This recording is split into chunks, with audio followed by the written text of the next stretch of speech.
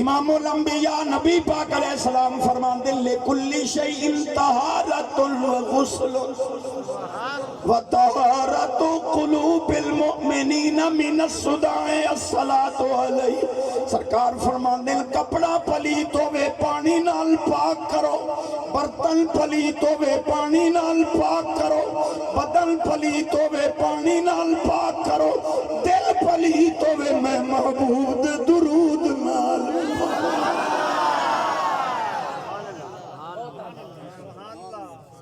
سونے نے میں نے پابند کیتا اشارتاً تو حدیثاں پڑھی ایک آگے لگا جی بانگ نال درود و سلام قرآن دے کتے لکھے ہے، میں کہتے قرآن دے بانگ کتے لکھی ہے اجڑا کھوے کہ قرآن شریف وچ آزان دے نال صلات وکھاؤ انہوں کہا تو قرآن وچ آزان وکھاؤ انہوں نے چونکہ چنانچہ کہ لیکن حدیث پاک میں آزان ہے مکہ ملا جتے مسلم شریف باب الازان جتے آزان موجود ہے نال صلات بھی موجود ہے صلو علیہ دے لفظ موجود ہے لیکن یہ وڈے عالمہ دا کام میں آپا دا بھائی سدھے جے بندے ہیں مولوی اور بانگ دے دن میں کہ جے اے صلات آزان نال بدعت ہے تے اے مولوی جی کھگنا کھتو دی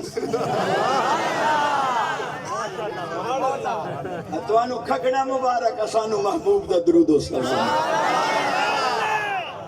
یہ جڑے ملا ودے نہیں نا انہاں دا درود ہی لنڈائی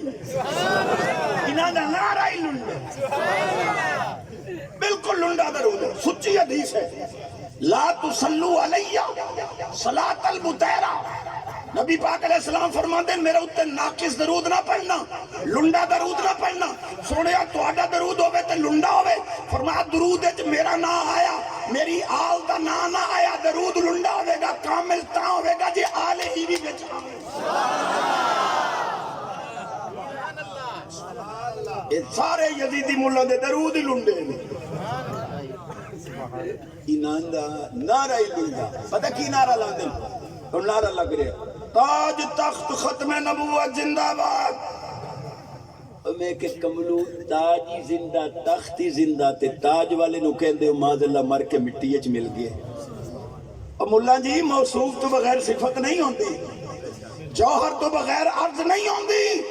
تاج تخت ختم نبوت زندہ باد من نہیں تیرے پیو نو ہی مرنا پوے گا کملی والا روزے چ زندہ ہو جاوید اور کیمیں زندہ ہے کانا یسلی رسول اللہ صلی اللہ علیہ وسلم بے اذان و اقامت حضور روزے کے اندر باقاعدہ صحابہ کو اذان دلان دیں تکبیر ہوندی ہے سرکار ہوتے جماعت کران دیں